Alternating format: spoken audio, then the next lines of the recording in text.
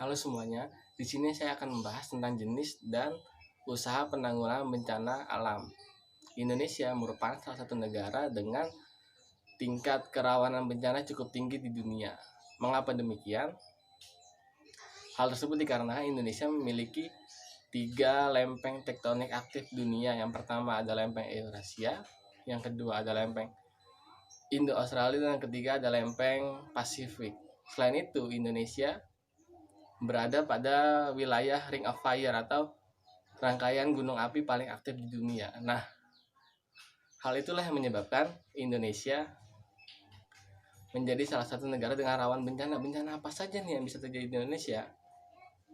Yang pertama ada gempa bumi, gunung meletus, banjir, tanah longsor, kekeringan, dan yang baru-baru terjadi ini adalah tsunami. Jadi sangat banyak banget bencana yang bisa terjadi di Indonesia. Oleh sebab itu kita sebagai warga Indonesia harus siap apabila bencana itu terjadi sewaktu-waktu di sekitar kita. Nah, oleh karena itu kita kenal dengan sebutan namanya mitigasi bencana. Apa itu mitigasi bencana? Mitigasi bencana adalah usaha untuk mengurangi resiko dari bencana alam itu sendiri. Dalam melakukan mitigasi bencana, awalnya kita harus melakukan analisis resiko bencana yang berdasarkan kepada tingkat bahaya, tingkat kerentanan, yang terakhir adalah kapasitas. Sehingga dalam melakukan mitigasi bencana di setiap wilayah kita pasti memiliki cara yang berbeda dengan karakteristik yang berbeda juga di setiap wilayahnya. Gitu. Paham sampai sini terkait dengan mitigasi bencana? Nah, apabila paham, mari kita lanjut ke materi berikutnya, yaitu penanggulangan bencana atau mitigasi bencana terdiri atas 3 tahap. Yang pertama ada tahap pra bencana, tahap awal. Yang kedua ada tahap tanggap bencana. Yang ketiga ada tahap pasca bencana atau setelah bencana. Kira-kira apa saja sih yang harus kita lakukan di 3 tahap ini? Nah, untuk tahap pra atau awal itu meliputi perencanaan untuk mengurangi resiko dari bencana alam itu sendiri.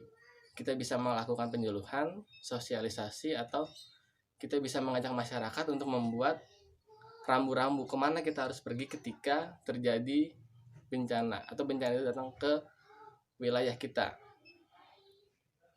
Dan kita harus meningkatkan kesiapsiagaan masyarakat, serta bisa juga kita membuat suatu alat untuk menjadi alat untuk peringatan awal ketika bencana itu datang.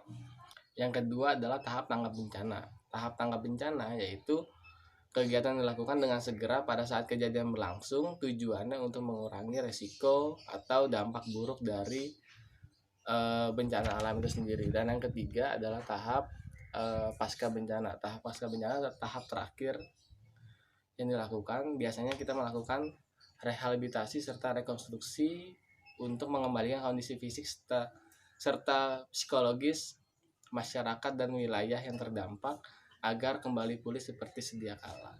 Nah, oleh karena itu sangat penting pendidikan mitigasi bencana khususnya di Indonesia yang memiliki tingkat kerentanan bencana itu sangat tinggi.